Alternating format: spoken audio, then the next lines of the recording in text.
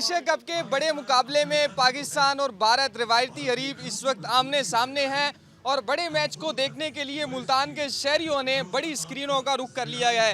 इस वक्त हम ऐसे ही मकाम पर मौजूद हैं जहां पर बड़ी स्क्रीन पर इस वक्त मैच दिखाया जा रहा है, जहां पर बड़ी तादाद में शायकीन जो है वो मैच देख रहे हैं और मैच से लुत्फानंदोज हो रहे हैं और पाकिस्तान को उसकी शानदार परफॉर्मेंस पर दाद भी दी जा रही है। तो एक और हमारे साथ शायकीन क्रिकेट मौजूद है, इनसे हम जानते हैं। आप बताएं, क्या कहेंगे, मैच देख रहे हैं, कैसा लग रहा है और पाकिस्तान की परफॉर्मेंस के बारे में क्या कहेंगे?